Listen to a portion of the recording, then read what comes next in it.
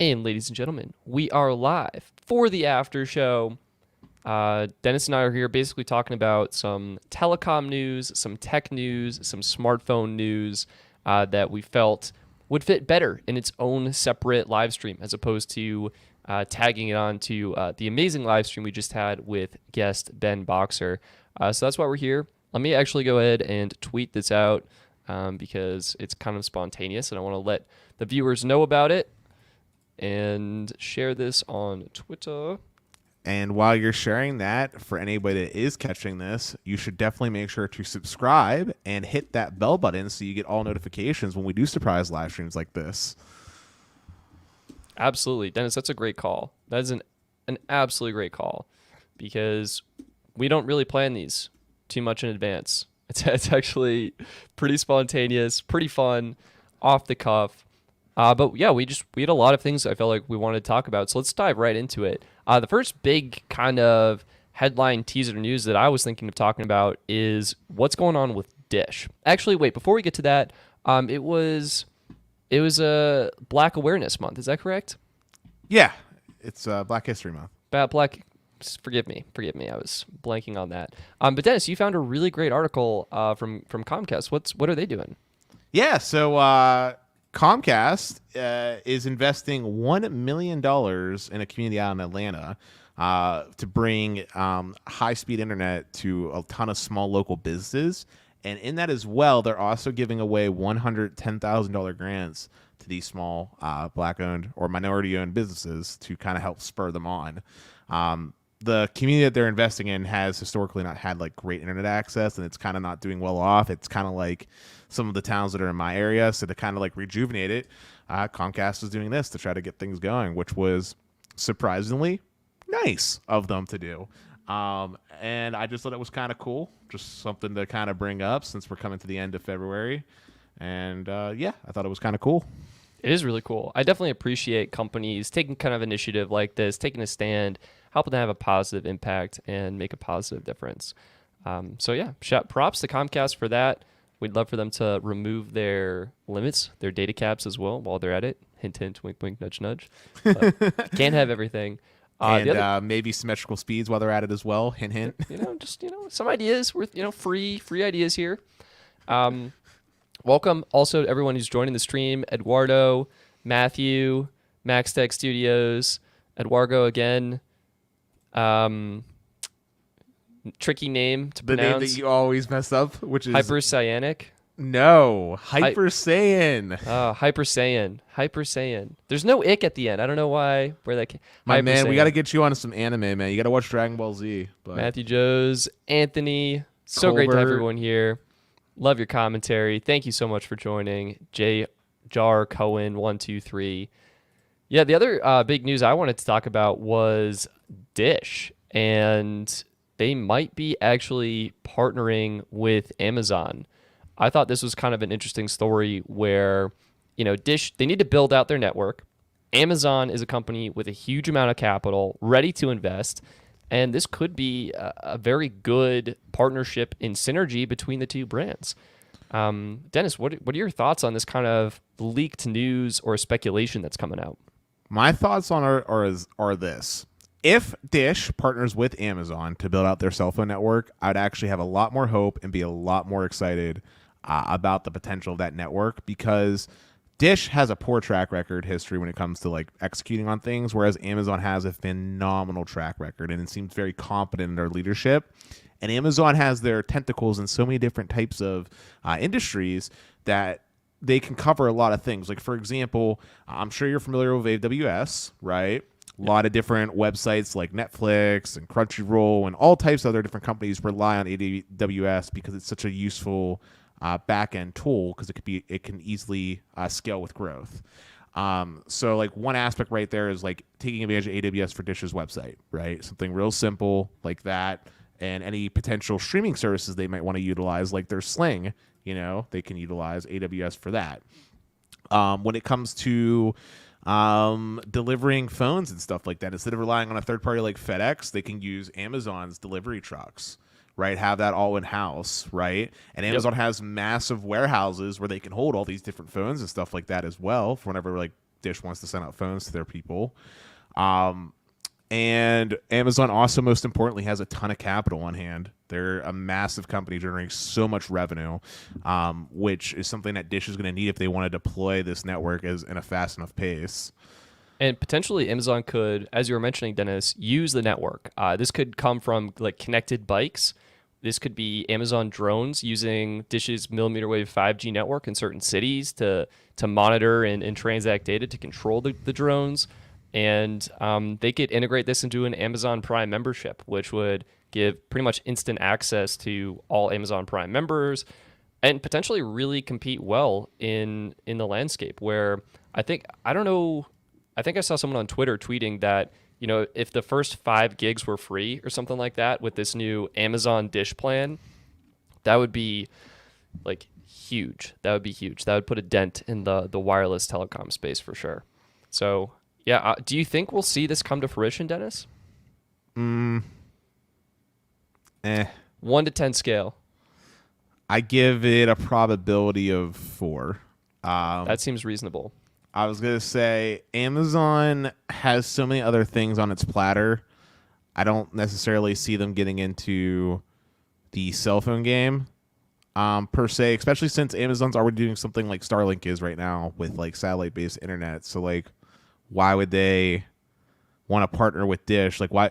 Like, if they wanted to do it, why wouldn't they have just bought like Boost, right? Like, why wouldn't they have bought it instead of Dish? Like buy right? Spectrum, build their own network, or something like that. Yeah, like why partner with Dish? What benefit do you get out of that? And if you were going to do a partnership, why would you pick Dish? Why wouldn't you partner with Verizon, or why wouldn't you partner with AT&T, someone that's already bigger and has the infrastructure in place? Why go through all that problems, right?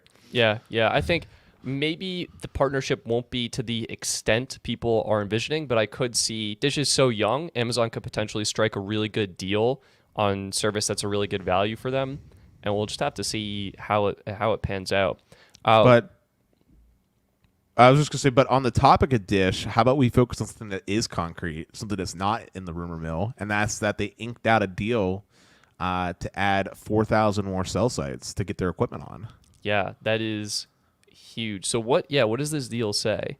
So Fierce Wireless is the website that reported it. Basically, Dish got inked out a deal with a bunch of smaller like local providers or local like companies that build the towers. Right. And it's all macro sites. So basically Dish is going to get their equipment on there, inked out on the deal, as well as that these companies are going to handle the back end fiber for them as well.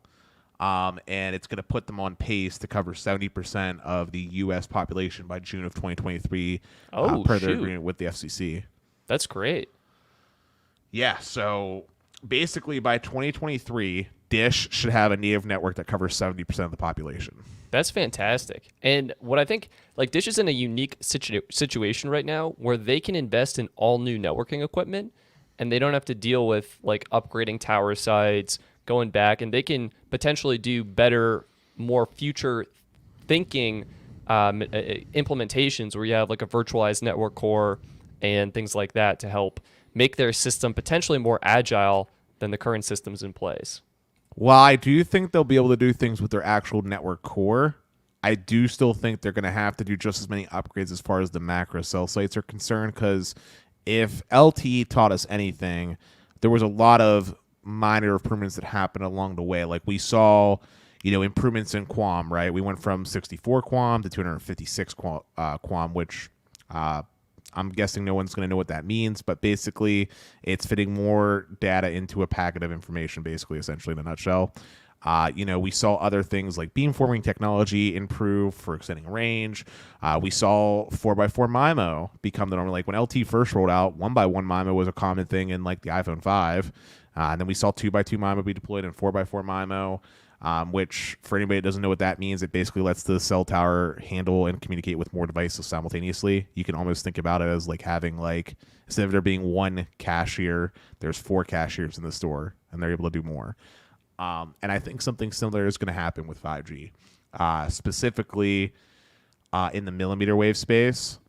I think we're going to see a lot of improvements come around to really extend the range that is that is offering. Maybe we'll see some things that take advantage of certain materials, like the signal reflecting off of, like, say, glass off of buildings. Or maybe we'll see something like clients phones acting as the repeater, where my phone connects to the cell site, but then my phone becomes something that your phone can connect to, so we can all enjoy the faster speeds. And I think that's going to require on-site visits in the future to take advantage of. Yeah, no, absolutely. I think we should kind of move on to Cricket now. They're going through some turmoil, some interesting times on their network. Basically what's happening is Cricket is shutting down their 3G network. As a result, well, I guess AT&T is sort of phasing out, shutting down their 3G network, and they need people to upgrade to voice over LTE compatible devices.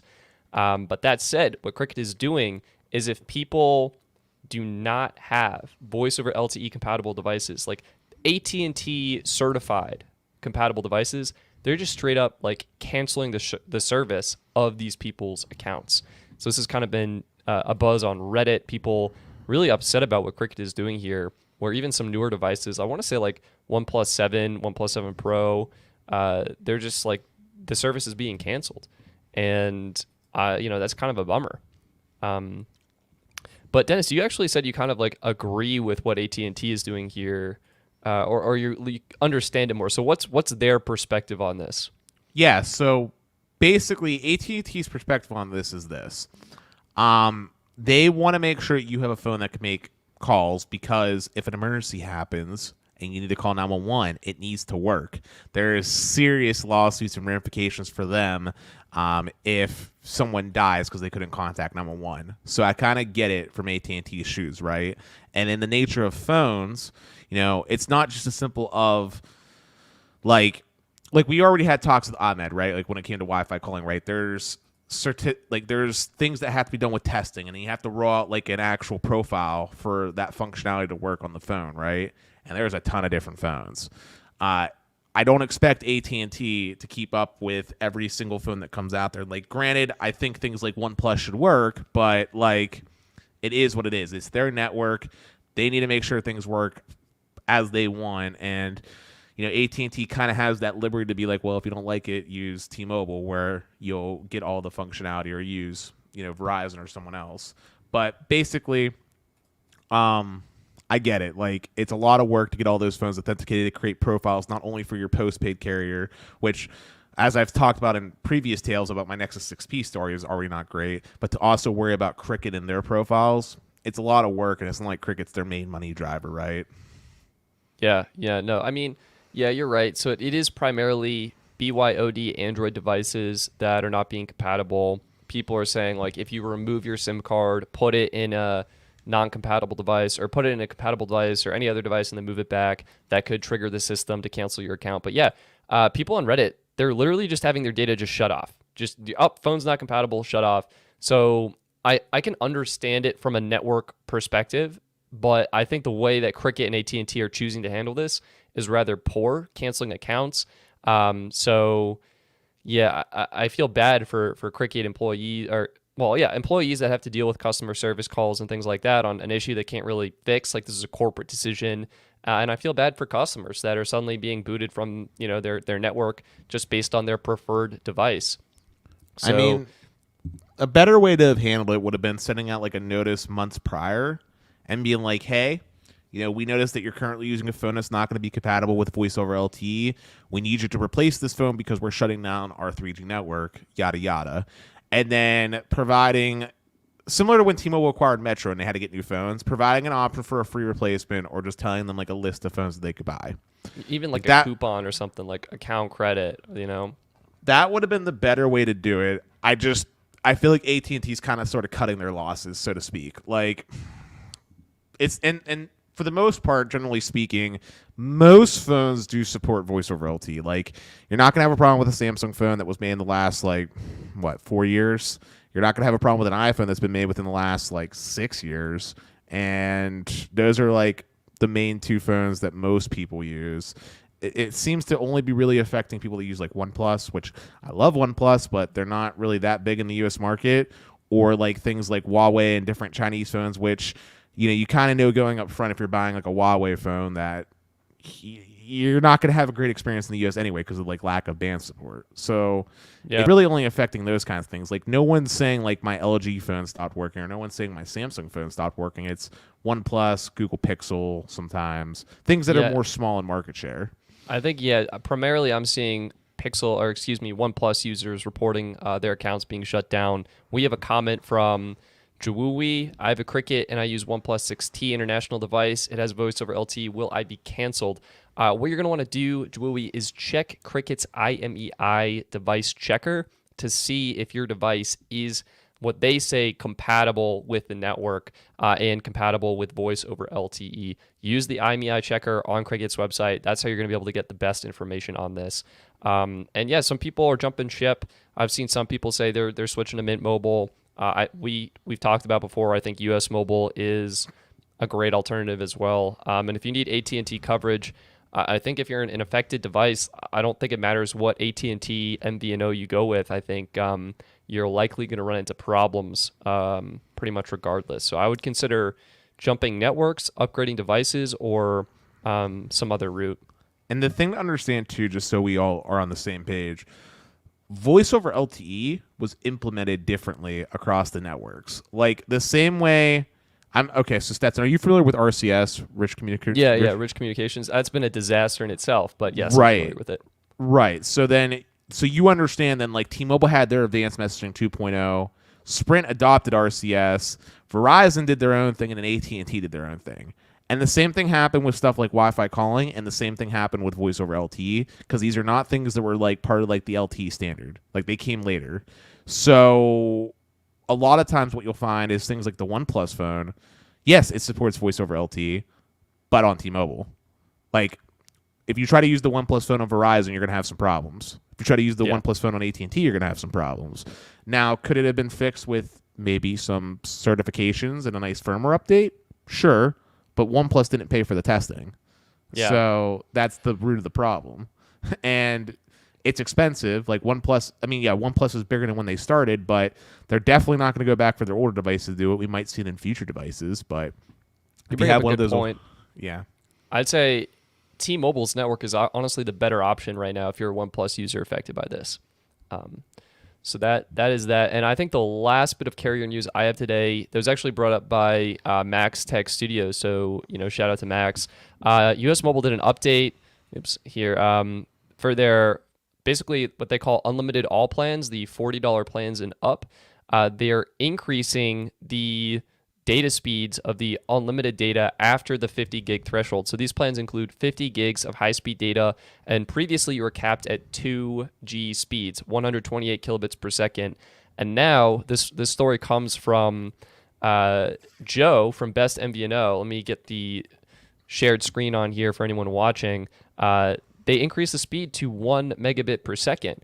And Joe actually points out this should be fast enough for video streaming at up to 480p standard definition quality. So I think these speeds are going to be much more usable from a network perspective, and it makes US Mobile's plans that much better of an option. Like this is the first time I'm hearing of it, and I don't think any other plans I'm aware of have implemented this kind of change in their unlimited policy.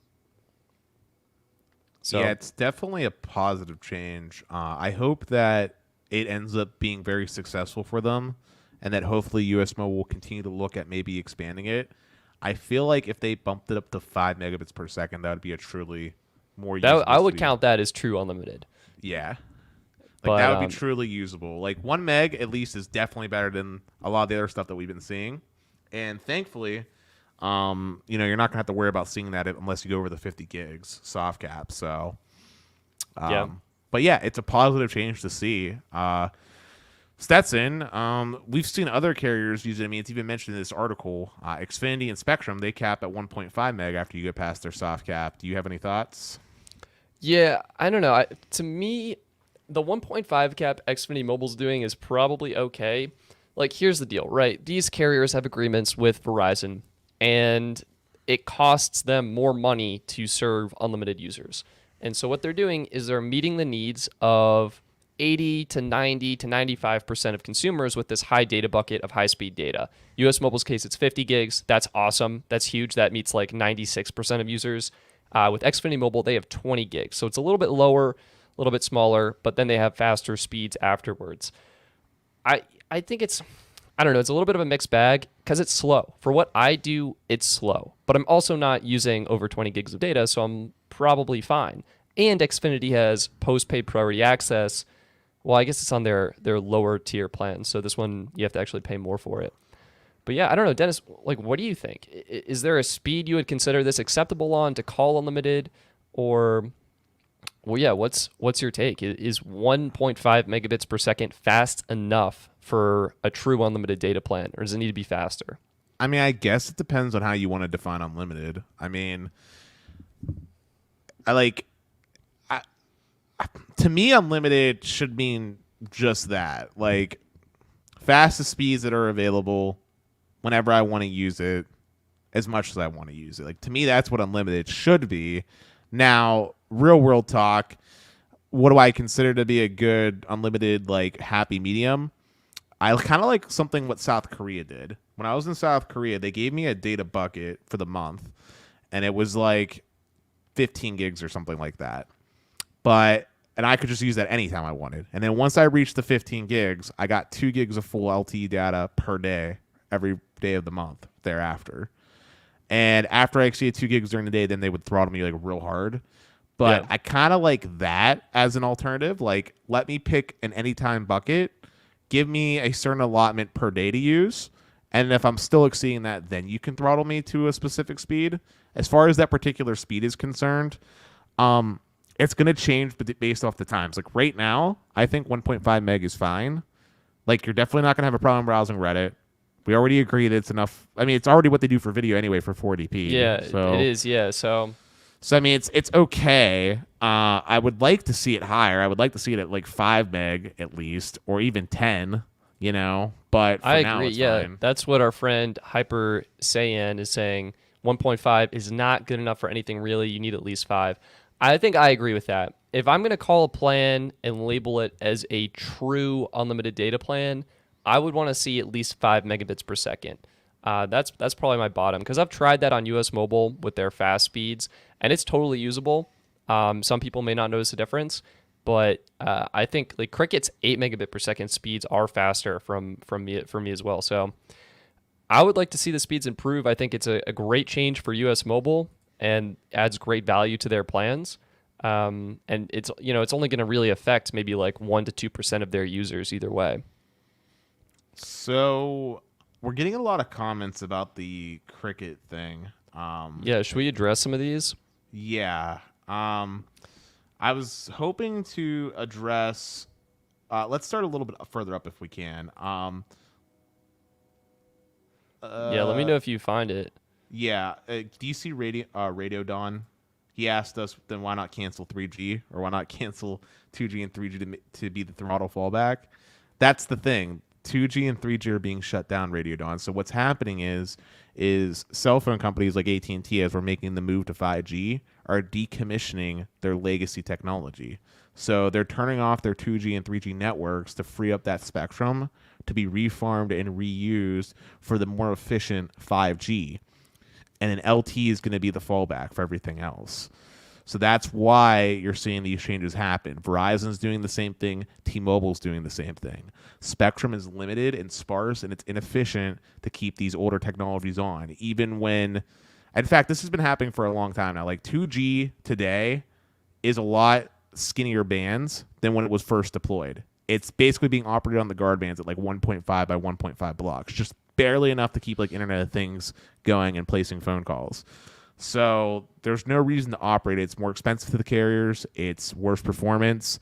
Everybody at this point pretty much has a phone that supports, something higher like LTE. So there's really no point to operate it. The problem is that some people have phones that they purchase either international devices, or purchased phones that were very niche that didn't get the proper certification to support voice over LTE for calling. And the only reason why that's so important is because of different regulations that are replaced for obvious reasons, because they're not one calling. Yep. I just want to quickly chime in case this is talking about the throttled speed, where for all plans, instead of making the 2G speeds the throttled fallback of 128 kilobits per second, make 3G the throttled fallback. The reason, Radio Dawn, is that this is not actually, the throttled speeds are not technology based. They are a software imposed speed cap where you're still connected to LTE and 5G, but there's this artificial cap in place that artificially restricts your speeds to the 128 kilobits per second. For some carriers, it's 64 kilobits per second. I've even gotten as low as 40 kilobits per second, and they're calling that, the 2G speeds or whatever. So from a carrier perspective, it's just kind of what they do to negotiate the rates with their parent provider, whether it's Verizon, AT&T, and T-Mobile. Software imposed speed caps, they're likely not going to change unless it's a pretty substantial change like what US Mobile is doing. Do you want to bring up Chime Feed's post about why couldn't the carriers push a firmware update to the phones? Yep, here we go. So Chime Feed asks, why couldn't the carriers push a firmware update to the phones to enable voice over LTE? Voice over LTE works through SIP credentials, which is like VoIP, so why shouldn't it work? Short answer, money. Long answer is because... Money. Long answer is because it's not the carriers that develop these firmware updates, right? They have to actually go through the manufacturer to do the updates. So the manufacturer rolls out a firmware update.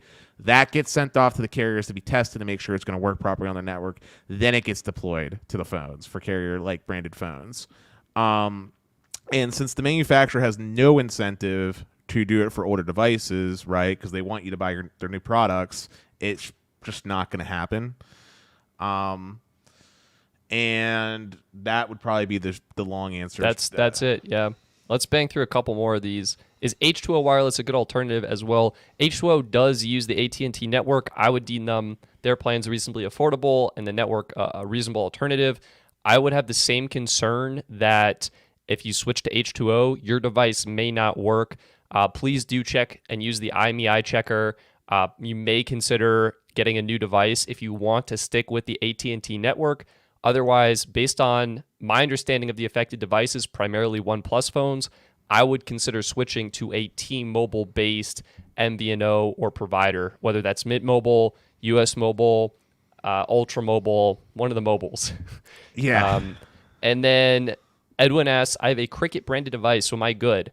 Yes. Good. If you have a Cricket branded device, you are all set. Cricket will take care of you. It will work. Metallica Blade asks, how is LTE going to be any good for roaming? That's what 2G and 3G were used for. Metallica Blade, to answer your question, it's just going to be a simple switch. Instead of roaming on those 3G networks and 2G networks, you'll roam on LTE. In fact, that was already happening with companies like US Cellular, where companies like Verizon wouldn't have coverage in place like in the Midwest, so they had roaming agreements, and you would just roam on LTE on US Cellular's network. And it's just a simple roaming agreement sign off, basically. Stetson, any further words on that? Yeah, so I mean, ultimately the 2G and 3G networks, they may have had coverage in some areas where the LTE networks currently do not have coverage, but those are likely low-use markets, and they will likely replace coverage in high-use markets with LTE, so it's going to be way better overall. And we need the spectrum to be used for 5G. Like we should not be focusing on the slower technology, in my opinion. We should be migrating over to 5G, upgrading the tech there, and making that a better system for everyone. Yeah, I agree, Stetson. Like, there's as hard as it is to say. I mean, it's technology. It's the way that it is. Like, at some point, you just have to dismember what you have so that it could be used more efficiently. Like, resources are not unlimited. Spectrum is not unlimited. It's a very finite resource, and millions and millions of more devices are predicted to be added to the network between Internet of Things devices, your smartwatches, your tablets, so many things that weren't planned for when 2G and 3G were rolled out that it's just not going to meet the needs. Me and Stetson, actually, just for funsies last night, were looking up old commercials, and then we came across like this old video of a guy doing a 4G speed test versus 3G, and like the ping time was like 200 milliseconds. It was like 500 kilobytes per second download speed, and I guarantee that everyone here would not want to use that. They would think of it as being just as useless as having no service at all. And if you don't want to have that type of terrible performance, the only way to do it is with upgrades. And with that, you're going to have older devices that just aren't compatible to be utilized for that. Yep. Speaking of 5G, wavy, jumping all the way to 6G. When is 6G coming out? 6G, I mean, the network technologies typically have around a 10-year life cycle in consumer devices. So I would say we're likely to start seeing 6G around 2030. What do you think, Dennis? I mean, they're already talking about the specification, actually. Do you think earlier, like 2025? What would you peg this at? I mean, as far as a specification getting created, yeah, we're gonna have, yeah, I think that will probably happen by 2025. But as far as actual deployment and seeing manufacturers start making antennas dedicated to 6G and stuff like that, that won't be until 2030, like you said. And honestly, something you'll obviously notice is that when these new standards come about, a lot of times some of that feature set will be enrolled back into the older legacy tech like 5G, right? And then when we see that upgrade, it's just another iteration. It's not like some revolutionary new tech altogether. It's just iterations on top of each other. We're building upon the foundation, so to speak. The same way the same way 5G is reusing some of the spectrum that we used in LTE, right? It's just an iteration of something, right? I think 5G was probably a little bit bigger of a leap in terms of the network infrastructure and the core infrastructure. Dennis, you disagree? I think the way the core infrastructure was done is where a lot of the changes are happening. But as far as the actual deployment of things, not so much. I mean, in the LTE era, right, we already had 4x4 MIMO, right? Yeah, that was good. We did multiple QAM. We had macro sites. We had micro sites. The real change here with 5G is just that we're saying we're going to use higher frequency spectrum, and there's some sorting changes within the core itself to improve latency. Yeah, so I think, I don't know. To me, I guess I would say the change from LTE to 5G is probably going to be a bigger change than 5G to 6G. So we get the standards ironed out within the next 5 years.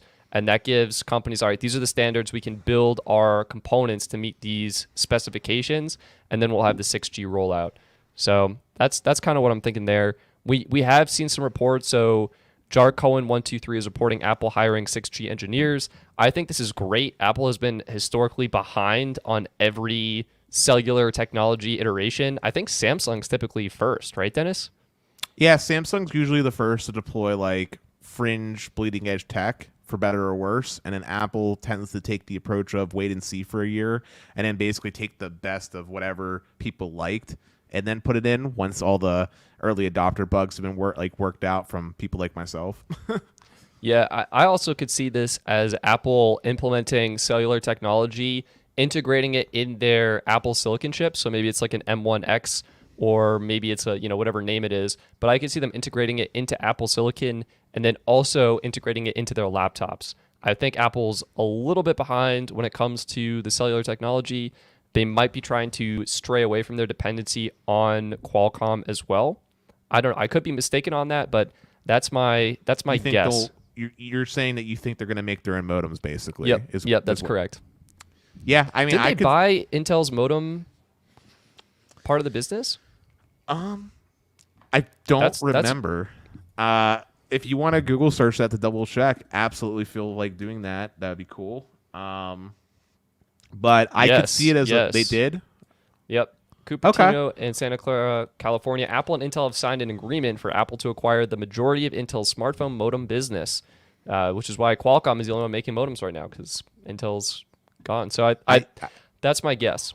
I remember us talking about it now. But yeah, I mean, it's a logical step. I will just say, though, I'd be curious if Apple's going to continue to be Apple and just only allow that in their own devices, or if they'll actually sell those modems off into the wider market to be used by Android manufacturers. Because if Apple just stays being Apple and only incorporates them for themselves, then it doesn't get me that jazzed. And honestly, I'm actually more concerned because Qualcomm has so many patents on so many different types of technology. I mean, literally the whole cell phone industry revolves around Qualcomm, basically.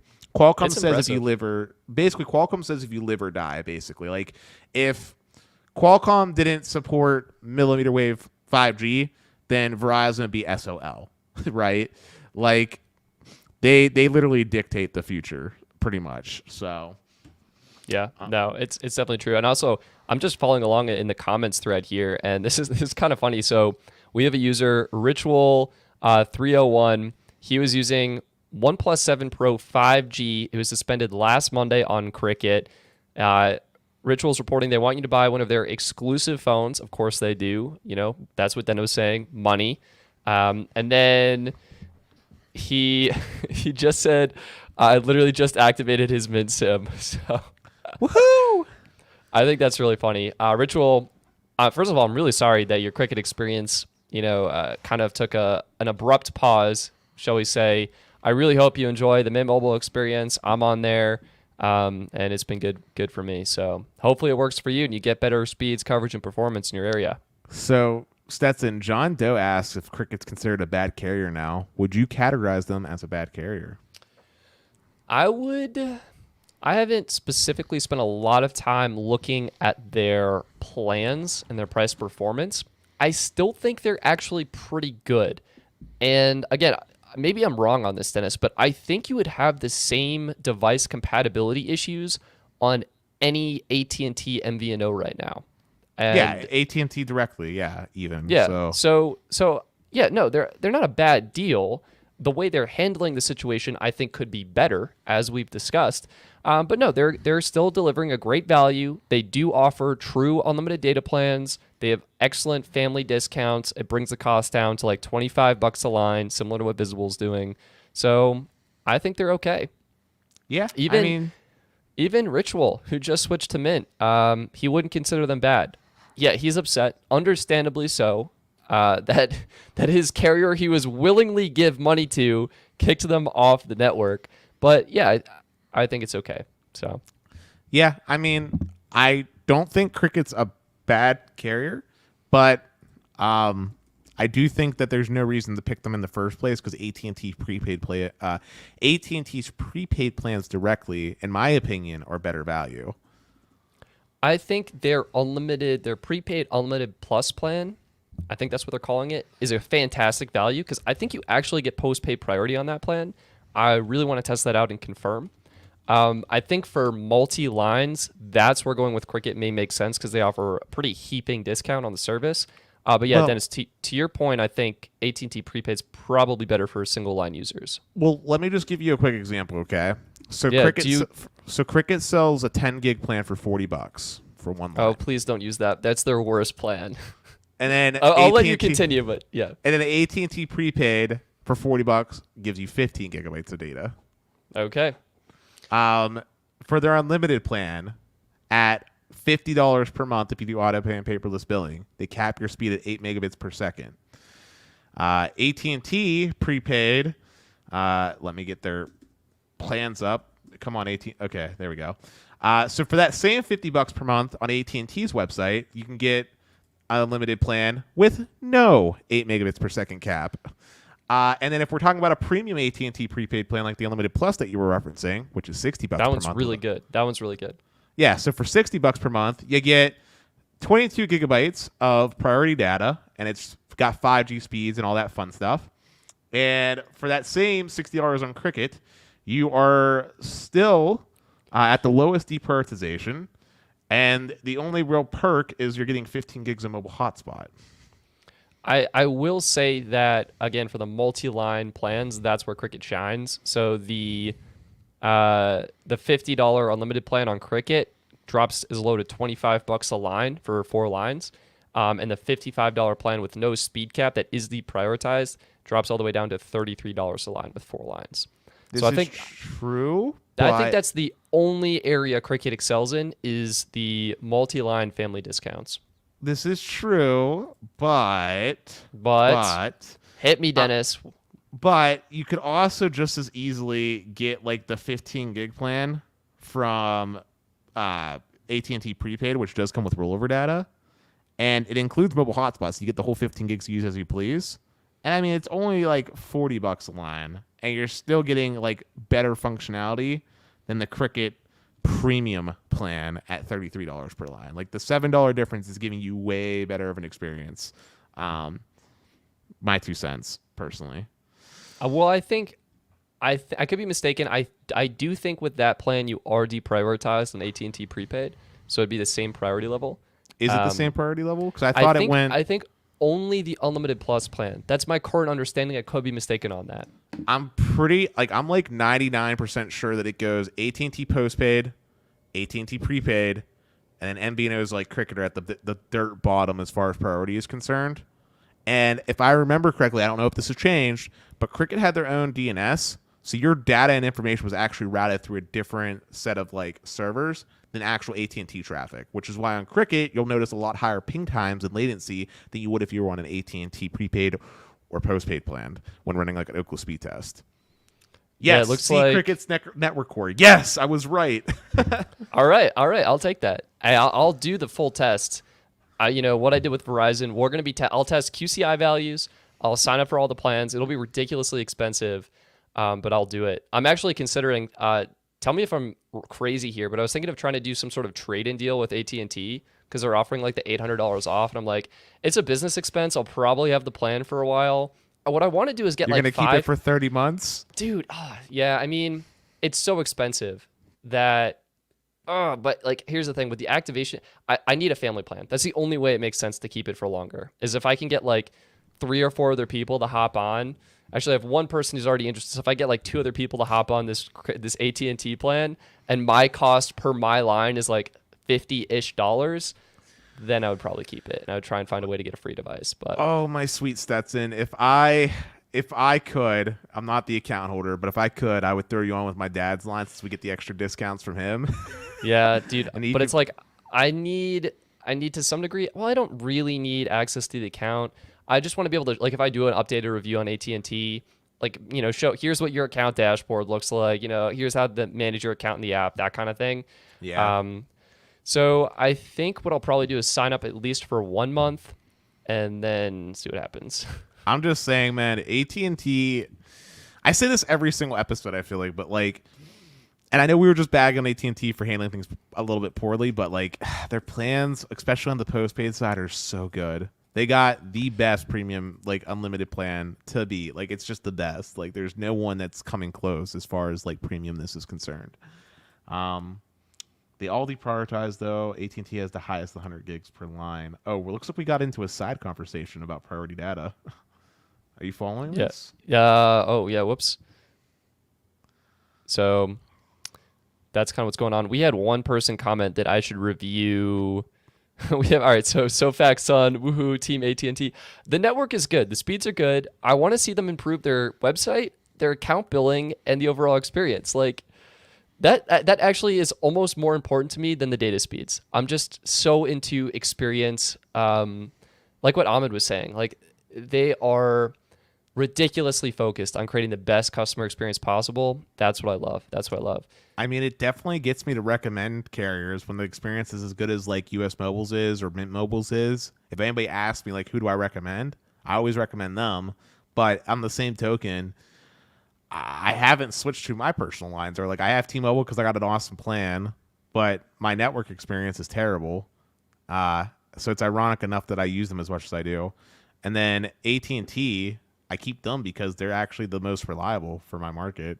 We're pulling up Consumer Cellular. Why are we pulling up? Yeah, so Eduardo Malv, forgive me if I mispronounced that. Stetson, you should review Consumer Cellular. LOL.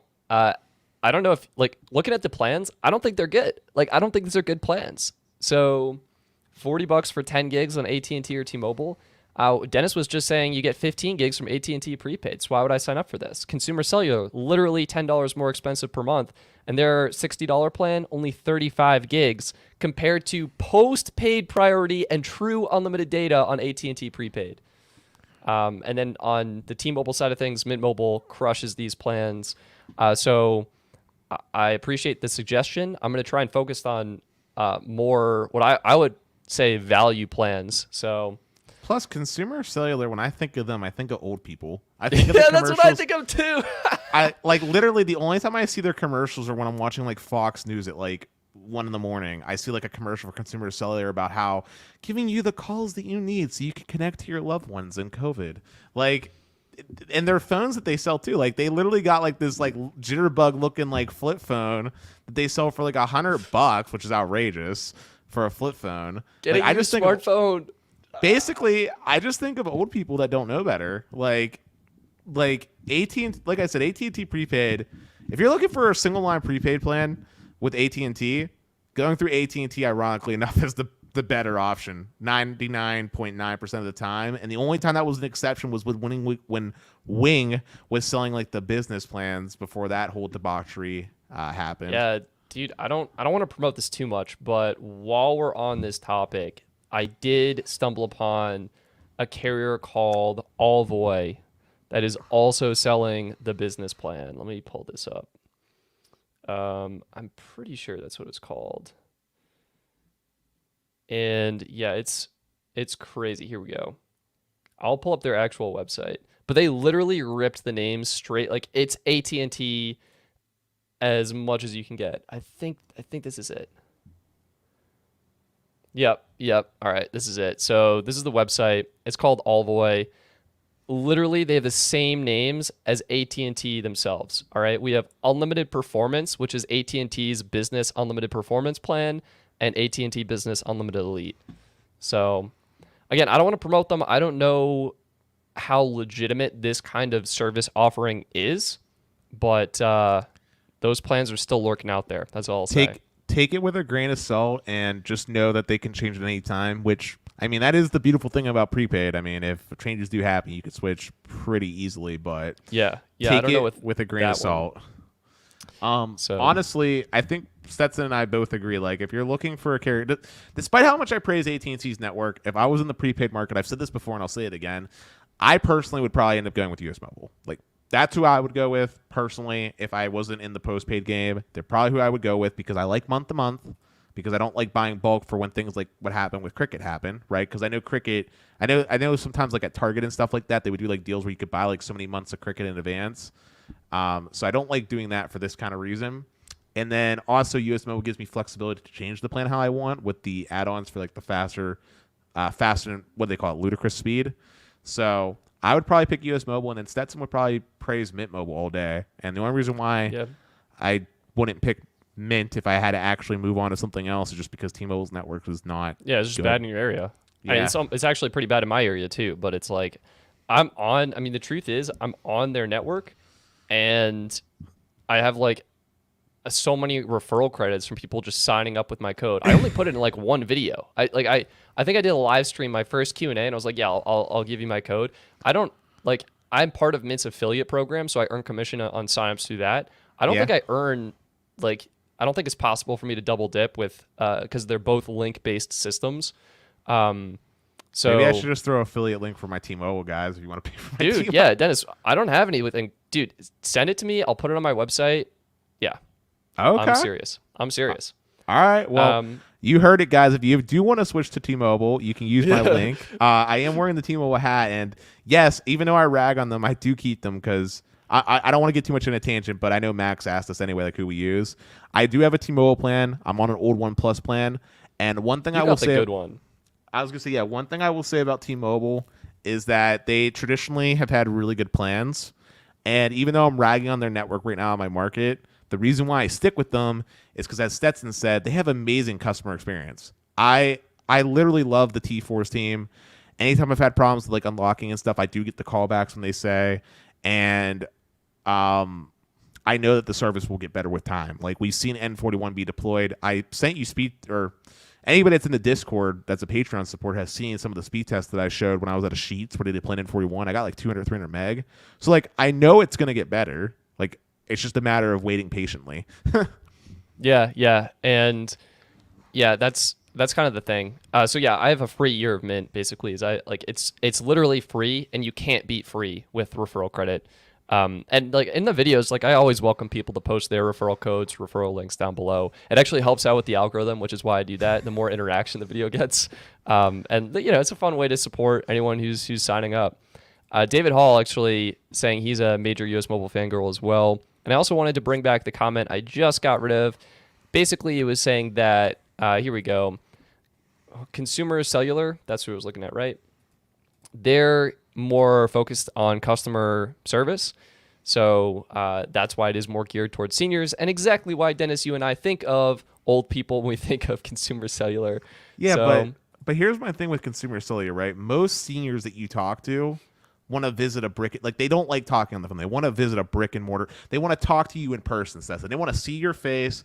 I don't know if you have like that old semi-racist grandma or whatever, where they're like, I don't want to hear an Indian on the phone. They want to talk to an American, right? They want to talk to someone in person. someone who's easy to understand, knowledgeable, able to not read off of a script of the support page. But basically, the reason why I bring this up is that most old people typically don't go for like NBNOs because they don't have brick and mortar stores, unless you have the awesome grandson that's like walking them through it. So like consumer cellular's business model doesn't really make the most sense to me. And I just know how old people are. Not that I agree with how they are, but like they're stuck in their ways. They like walking to the store. That's why they'll spend $150 on cable TV when they could get Sling or YouTube TV, right? Like I'm sure everybody has an old person in their life that knows it's like that. Like you could tell them about Netflix all you want, and it's super easy to use, but they would rather have that clicky remote and spend $150 for their TV because it doesn't matter. Like. You let them do what they do. I would also say Ting. Ting's really good with customer service and support, but it's online. Like you don't get that brick and mortar store, so it's like, dude, that's you actually just made me think of a good one too. Was it Red Pocket that has the $10 unlimited calling and texting plan? Yeah, I think they do. I think US Mobile has one. Red Pocket has really, really cheap plans. Yeah, I think those are what's coming to mind right now. Actually, let me see. I'm on my website. I should be able to bounce into.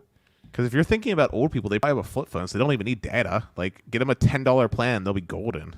Yeah, actually, so I have my grandparents on US Mobile, and every time there's a plan update, I have the login credentials. I literally log into their account and just drop them down to the next cheapest plan. I most recently dropped them both down to the $12 1 gig plan. So they'll see their bill go down, and they won't know why, but I'm sure they'll be happy about it. Wait.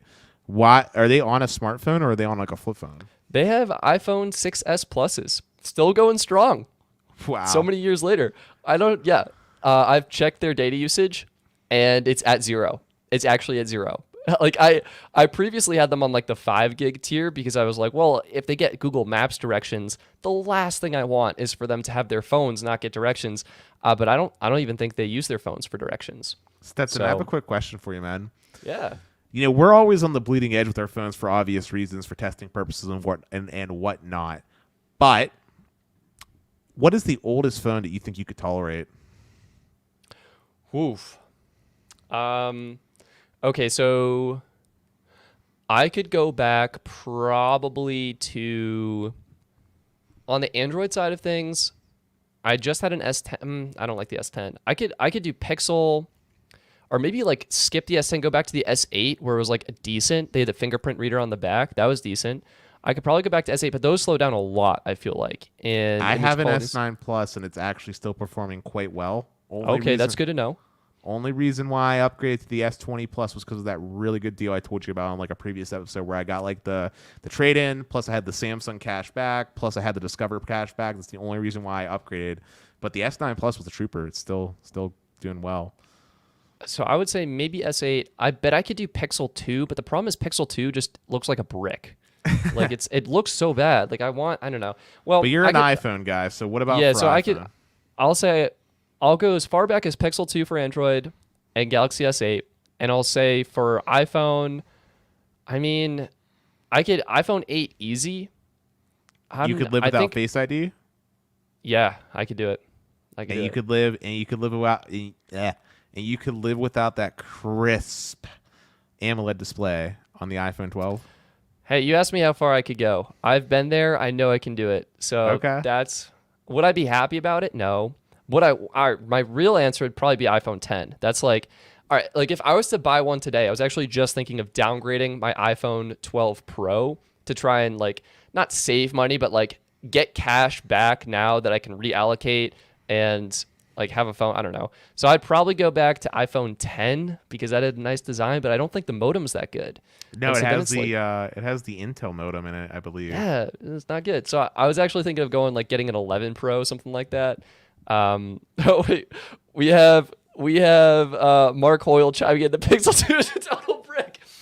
I don't know if that was audible because I was laughing so much, but Pixel 2 is a total brick. So maybe I won't get that one. Pixel 3? So oldest phone for me on the Android side would be the Galaxy S9 Plus. I couldn't go back older. And the reason why it's the S9 Plus is because I had the S8. And I remember that phone got like kind of slow. And I know it didn't get all the updates to like One UI like the S9 Plus did. So S9 Plus would be as old as I could go.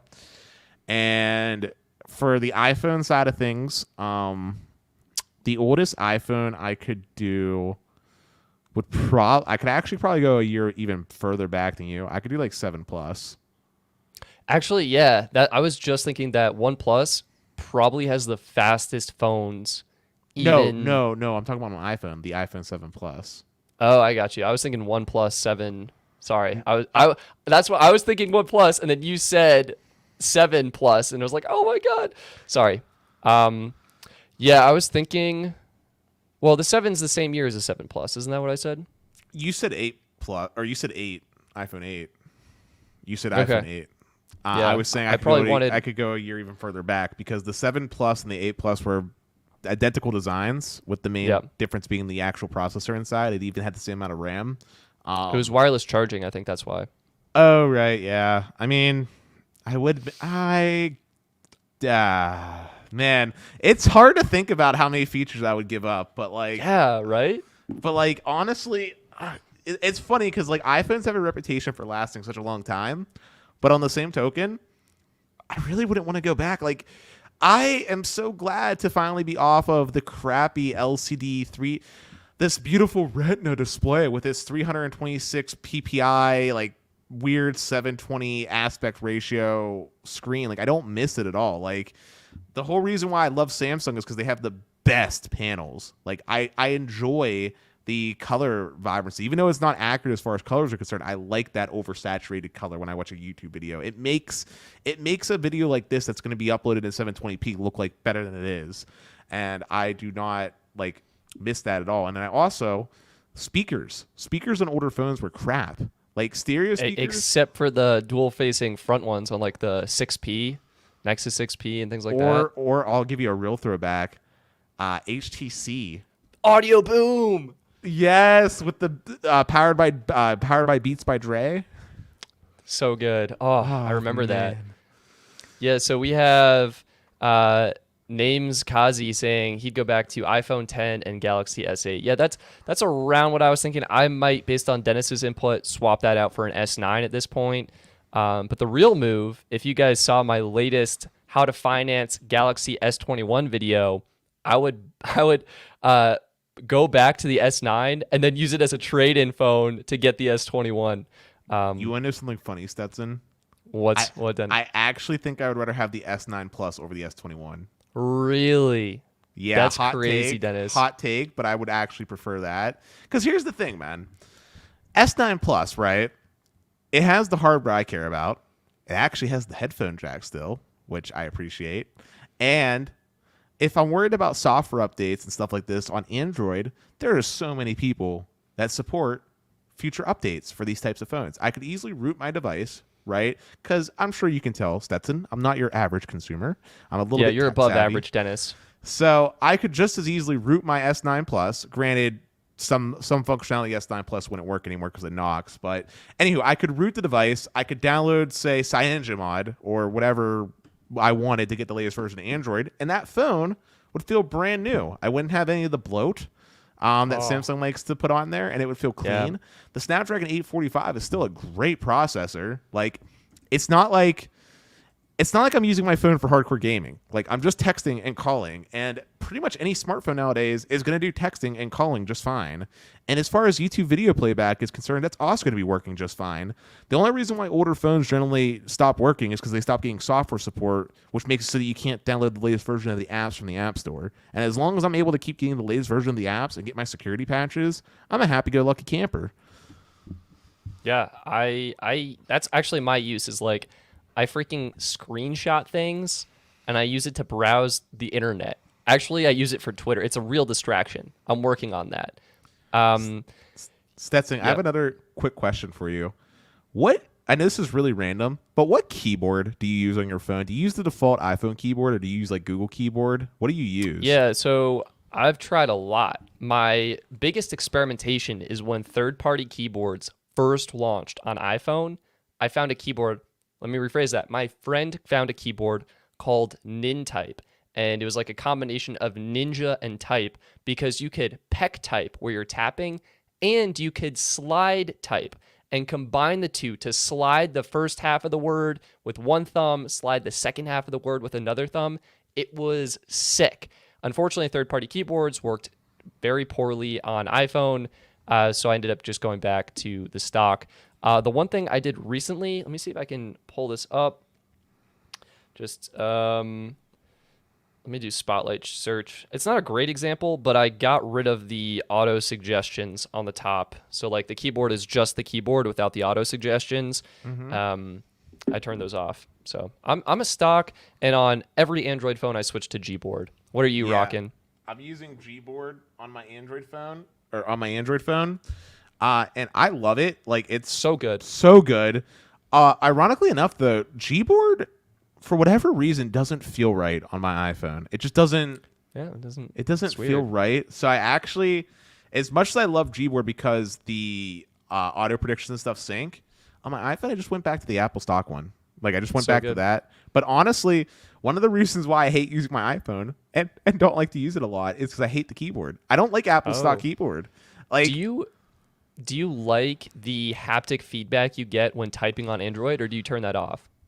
So this is where the phone vibrates a little bit. I had to think for a second. I actually had to type real quick, and I have it turned on. So yeah, I flip back and forth. Sometimes I find it distracting, and sometimes I like it. And I want to go back when we were talking about consumer cellular and customer service and support. We have David Hansen in the chat with us today. David, how you doing, my friend? Thank you so much for joining. His comment, this 70-year-old doesn't like brick and mortar. He has an iPhone 12 and Pixel 4a 5G with 2 lines for each phone. And it sounds like David is A-OK with online customer service and support. David, you are more up-to-date and current than my parents are. So yeah, David, I'm sorry. You, my friend. Sorry for stereotyping a generation. My bad, my friend. So that's good. We have some people, it looks like going Moto. So Inflotech, this is kind of a bounce back from your hot take, Dennis. He just switched from S9 Plus to S21. He likes the S21 better because of the weight of the plastic back, is what he's saying. And I guess Inflotech, you're probably okay with the lack of the headphone jack and the expandable storage and stuff, right? And I mean, it has a lower resolution screen than the S9 Plus. Yeah, I honestly, Dennis, like, I think you should. It'd be fun for you to get one and to like hear your thoughts on it. I'm okay with it. Like I'm straight up. If you want to mail me yours, I was gonna say I'll happily review. Let me lose more money on my phone, Dennis, by shipping it to you. It'd be cheaper, Dennis, for me to buy one and ship it directly to you. Okay. Listen, I'm just saying. Look. Yeah. I like Samsung, right? I came back to them.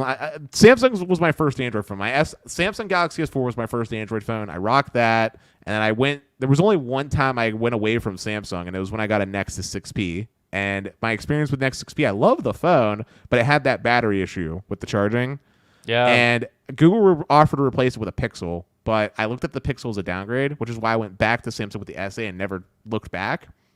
But long story short, I have an S20 Plus, and to me, the S21 is a downgrade in every way, unless I got the S21 Ultra, which even then it's more of a side grade, and I'm still losing expandable storage. And that is true. That is true. So, something to think about. A couple things I wanted to point up. Going back, I think OnePlus 6T, $210. This might be it. I think my friend is actually rocking either the OnePlus 6 or the 6T, and he's like, yeah, it's still good. He just misses. It was feature packed.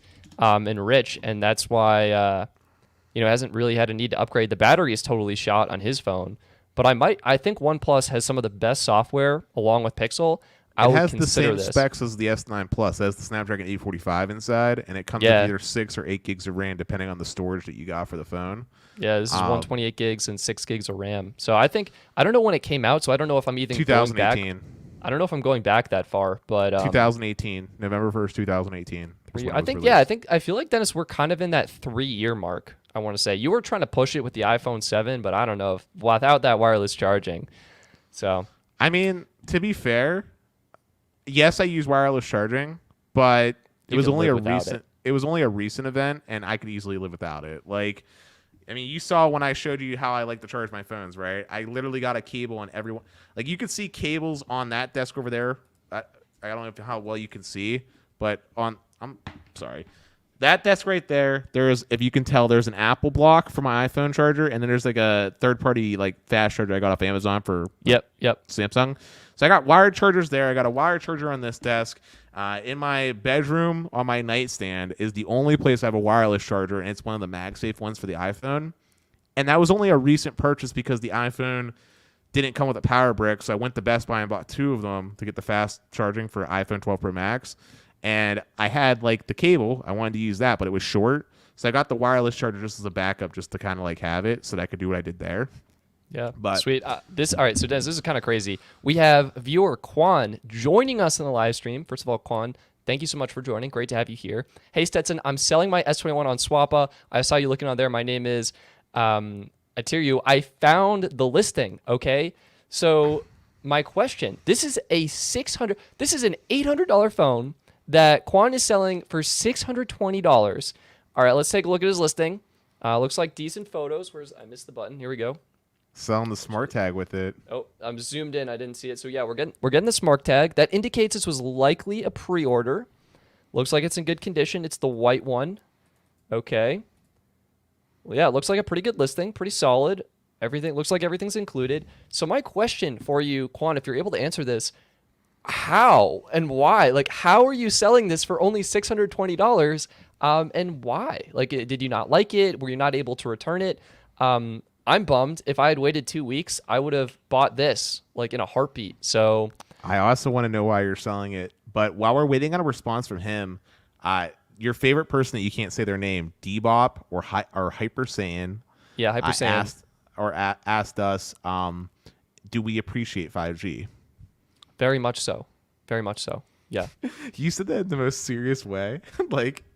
But yes, I appreciate. I don't know. You said it in a way like if someone just like killed your dog or something. Like, yes, very much. But yes, no, I appreciate 5G. It's an interesting question, but no, 5G is going to bring cool changes to us. The thing that I'm most excited about, although it wasn't originally intended for it, is home broadband. Like with T-Mobile's home internet, that's what I'm more interested in, is what 5G is going to bring us in the short term. And I'm excited to see what happens in the long term. Like when we had our guests on that talked about AR and VR, I'm really interested to see what happens as far as that's concerned. One thing I was thinking about, Stetson, I know you don't play video games too much, but are you familiar with Cyberpunk's 2077? Yeah, my roommate has that. I've seen it. I've seen it in action, believe it or not. Okay, cool. So you see how the cities have like this really cool like billboards, like how the advertisers are all like springing about and doing cool stuff? Yes.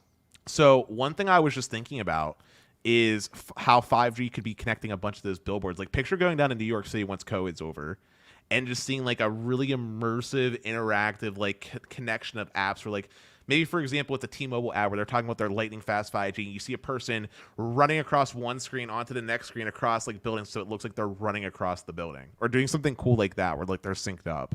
Yeah. Like, I don't know, something like that, or the VR idea, telemedicine. It'd be really cool if, like, instead of me having to drive an hour to go to my family practitioner, if they could talk to me and even perform whatever needs to be done. I don't know how that would work, but I don't know. I kind of look forward to the future. I want to see a world that almost looks like Westworld but less dystopian. All right. Yeah. Here's the answer I was waiting for. So going back to the listing here. Again, $620 for an S21, killer deal. Quan replies, battery life is disappointing for him. That's interesting. I've been fine with battery life. I also don't really use my phone that much. I traded in the S20 he got on eBay. So it looks like Quan already got a deal on the S20 by buying it on eBay and then used that as a trade-in device. Quan, did you trade in directly with Samsung? That's my other thing I'm curious about. So it's still in the green because you probably got, I think, $700 off based on my video. So you spent probably $100 on the S21 and is now selling it for $620. So it looks like that's depending on the cost of the original S20 purchase, probably a $500 profit or something like that. 450. Hey, Stetson. That's pretty cool. Dennis. I just had a quick question for you. Yeah. Since we were talking about like older phones and stuff, do you remember when LG was marketing their self-healing plastic? Do you remember that? I do remember that. Wait, let's. Quan says, yes, I just traded in. Awesome. So there's a story. That's why all the phones on Swap are such a good deal. People like Quan did the trade in, and now they're somehow still making money, which is insane. Dennis, the self-healing phones, I remember that. We had the LG G Flex and the G Flex 2 self-healing backs. Yeah. I was just thinking real quick, man. Do you think that's a feature that should come back? Why do you think that didn't like take off? Like, I feel like that was a killer feature. I don't think it's worth it on ROI standpoint. Like, my guess is the manufacturing of that specific technology was not worth the economics of scale really make that more expensive. And I don't know. I feel like most people put a case on their phone, and I don't know. If we're talking about the economics of scale, that's what would have brought down the technology and got it to like a commodity almost standpoint. Yeah, I just think like the investment probably between like, all right, let's just slap a cheap plastic back on versus this new technology, and then having it not catch on with literally any other manufacturer. That's my guess. I don't know. Well, let's just say we put self-healing on steroids real quick, okay? And you tell me, would this convince you to buy a phone? Let's just say LG, right, got a stroke of fortune from God and came out with an actual phone that was like truly like indestructible. I'm talking like you crack the screen and like an active, like a Galaxy Active, like something like that, but to the extreme. No, way better. Like I'm saying, like literally, you could shatter the screen and it would heal itself. Like I'm talking like you could literally crack the screen and it would kind of like almost like nanotechnology just glue itself back together magically and be in perfect shape again. Same thing with the glass back. Same thing with like everything about it. Like the phone literally would heal itself every single time. Like it could not be broken. Like it literally could not be broken. Would you be willing to buy a phone like that? And how much would you be willing to pay?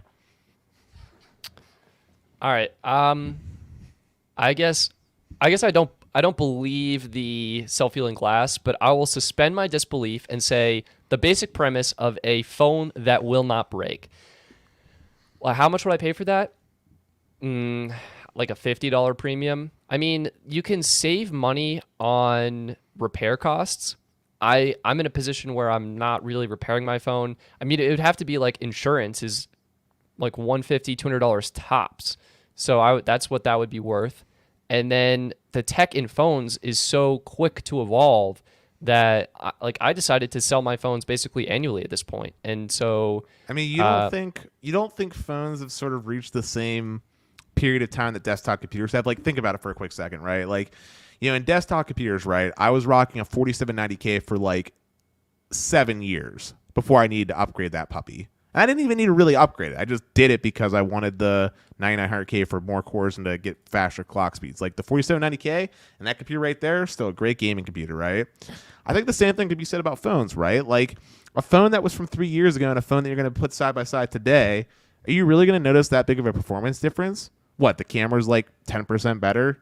You got 10% better cinnamon scores? Like, is it really that big of a jump? Like, yeah, I don't know. I mean, I guess if we had a S21 today that was indestructible, I would be tempted.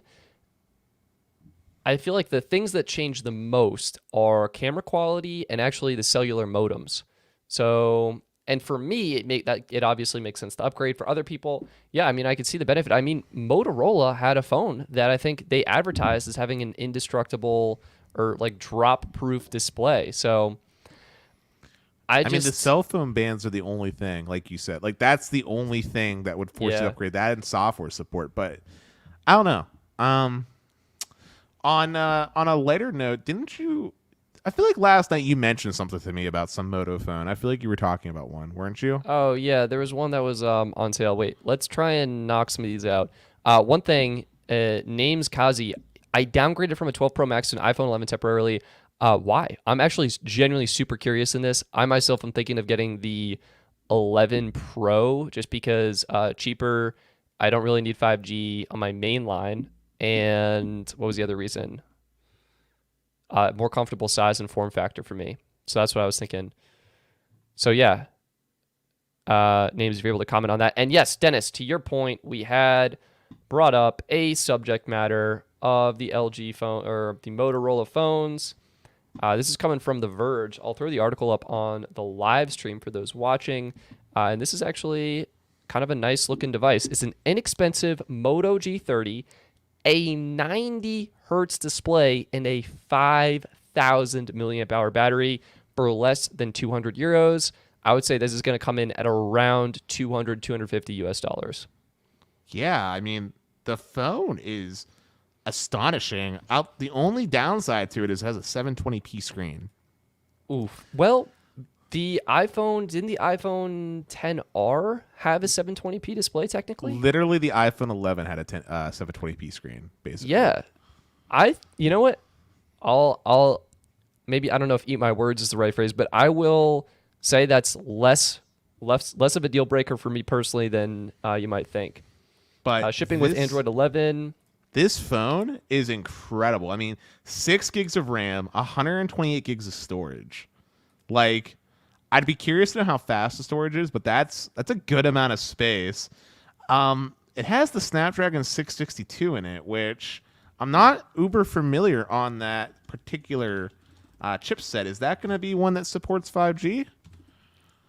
I am not sure, Dennis. That's the truth. I'm guessing no. I don't think this is going to be a 5G phone. I'm looking it up right now, and the answer is a resounding no. It supports LTE. It's an LTE modem. It supports Cat 13 uplink and Cat 12 downlink, which basically means that it has performance that would be on par with like a Galaxy S8 as far as like LTE connectivity is concerned, which is still really good. I mean, you'll get gigabit LTE speeds theoretically. It's budget. And I will say that, OnePlus Nord 90 hertz screen as well, and the upcoming A52 and A72 are rumored to include one. All right, this is my hot take. I would love for more people to actually get these phones and to share their thoughts. But I think the 90 hertz display on the OnePlus 8 is a smoother experience because of software than the 120 hertz display on the Galaxy S21. Ooh. That's my hot take. I think the software makes the phone feel smoother and faster. So my reverse hot take, I have an S20 Plus, which is also going to do 120 hertz. Yeah. And as you saw, I went in the developer settings and reduced the animations. And my hot take is that my S20 Plus is probably smoother than your OnePlus 8 that you're referring to, just because of the changes I made. Well, yeah, I had to actually do that on my S21. It was so slow, Dennis. It was so slow. But now that I've upped the speed and it's a little bit better. And I found out, I don't know if this was software with One UI 3, but they added the swipe back animation. Let me pull up. Here's a innocent page of my Twitter. You can now swipe from the side to go back. Oops, I just completely missed. There we go. Swipe from the side to go back. I love that feature. That was like one of the big things I was missing. And it's here now. So Stetson, you had a fun question that you kind of thought up. You asked if you could have one $1,000 phone or two phones that add up to $1,000. What would your phone combination be? So Stetson, since this was your question, why don't you go ahead and hit me with your answer? Let me pop this up. I'm posing this to the audience watching live as well. And the reason I'm bringing this up is I did a poll on my YouTube channel. If you used Android or iPhone. I wanted to see what the breakdown was. But I got a lot of comments. People use both. So that got me thinking, all right, you've got $1,000 to spend. The typical price for a flagship level device, what would your allocation be? Would you get two to get the best experience of both worlds? Would you get one? So I think my answer, $1,000 budget, I think I could squeeze this out. Let me check prices. So I'm gonna hit up you. I mean, considering we can get an S21 for $620, like that's insane. We could literally get that and like a Pixel 4a and call it a day. But let's see if I can. Android phones? No. I'm gonna go. What is the 11 Pro going for? That's what I want to know. Too much. $540, $610, about the same. So let's call it $700. Okay, that's about what I'm seeing. And I can add this to the stream. is about $700 for a mint iPhone 11 Pro. Then let's see what a Pixel 4a is. Looks like I can sneak it. I clicked on Verizon. That would be unlocked. I can sneak it under 300. That's my combo, Dennis. I would grab a Pixel 4a and I would grab an iPhone 11 Pro. Okay. What do you think? I think that's solid. For me, I would do an XS Max. Okay. Which is like $380 on Swappa. Yep. And then I would get for my Android phone. I'm just we're missing out. We're both missing out on 5G right now, which is kind of Well, that's okay because I'm about to fix that with my other phone I'm about to mention. For my secondary phone, yep, I would get a Galaxy S20 Plus 5G off of Swappa for $540. Clutch. So yeah, what was your combination again? The XS Max because I like the bigger phone, so that's $380 plus $540. So $380 plus $540 means I'm spending $920. Yeah. All right, I like it. Let's see what people are saying in the comments. Let's see. Names is saying two $500 phones, so I could get one iPhone, one Android. That's kind of what Dennis and I did. You know, best of both worlds. Max Tech Studio saying he would get one iPhone, probably I'm guessing 12 Pro. That's $1,000. Eduardo, 550 S20 FE and Pixel 4a for $350. I might try and bump down, like Dennis said, like to a 10s and then grab like a proper 5G phone. That would actually probably be better for my personal you needs. could do the Pixel 4a 5G.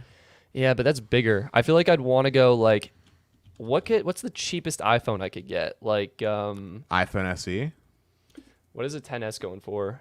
It's like I'm dancing with fire. I mean, if we're doing deals, you could get the iPhone SE literally for free from Comcast. I might do a fair conditioned iPhone 10s, and I might pair that with the $620 Galaxy S21 or Pixel 5. But the modem. I feel I'm so I like confused. the software Pixel 5 right now. I'm so confused because you just told me how you don't like your S21. So I don't like it. So but why the would modem, you buy? that was the only reason, is to get the 888. But I mean, how Stetson, run a quick speed test for me in the S20. Like, how significantly different is the speed test results for you in your apartment? Like, I actually have no idea. I haven't done any extensive testing yet. well, That's like the weekend activity. Yeah. That will more properly inform my decision. But like, run I a don't even speed know if I test have a- because you can look at your history. Like, I'm sure you have an Ookla speed test account made, so like you can see your history of previous speed tests with the phones, so you can compare it with the speed test results that you're gonna take I'm not right now. sure if I can. Let's pop Wi-Fi off. I'm not sure if I'll be able to get the exact answer on the stream, but I think you're right. For me personally, the Pixel 5 is probably the way to go, and just pair that with Wait a minute. Do you not have your? This says Verizon Wireless on it. Do you not? yeah, have this is Verizon right now. Okay. Or what do you want to maybe throw a hint in? Why are you testing Verizon right now? It's just an extra SIM that I had. Oh. It's my Verizon. Like, I have a Verizon plan. Like, I got this is kind of a sneak peek behind the scenes. I got a SIM card holder finally. So I'll show this off to the audience. These are all my active SIM cards. You can see in there we have Google Fi. Oh God, Google Fi is still active. Oh God, I'm just throwing money away. Okay, all right. This has been good for me. So we have our active SIM cards. We got US Mobile in there. I just re-upped that. The physical visible SIM. Wait a second. Oh, that's Verizon prepaid. That expired, and thankfully they stopped billing when you don't pay, so that's taken care of. And second Mint Mobile SIM, I think that one's also expired. Red Pocket is active. Whoa. Wait, why do you have two Mint Mobile SIMs? One was for their unlimited plan review. I like to get a new number or not my personal number when I test them out for videos. So one Mint Mobile SIM I have is my personal number that's in my 12 Pro. And this was you on. yeah, and this was the unlimited one. So that's what I got. Anyway, that's what's up. I'll do testing. Blade had a good answer that you just highlighted. Oh yeah, geez. So this is clutch, right? Metallic Blade coming in, LG V50 for $270 plus a light gaming laptop for $700 ish. Metallic Blade, I love your answer. The reason I love your answer is I feel I do so much more work on a laptop than I do on a phone.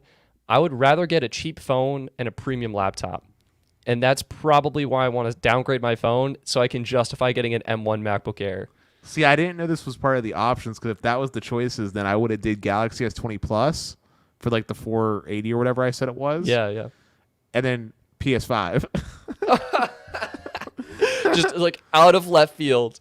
I totally get it. I was going to say, but no, I accept that creativity. Chimefy says he has a feeling that the S21 FE will be better than the S21.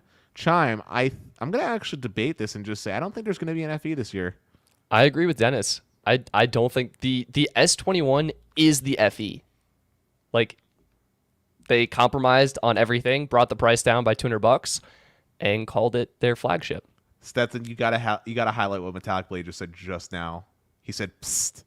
He said, "Psst. Oh yeah. Hey, you want to buy a sim?" Guys, you want to buy a sim? Dude, check this out. I got some good sims in here. We got T-Mobile. We got AT&T Business Elite. Shout out to Carlos for providing that. We got Mint, Red Pocket. We got US Mobile.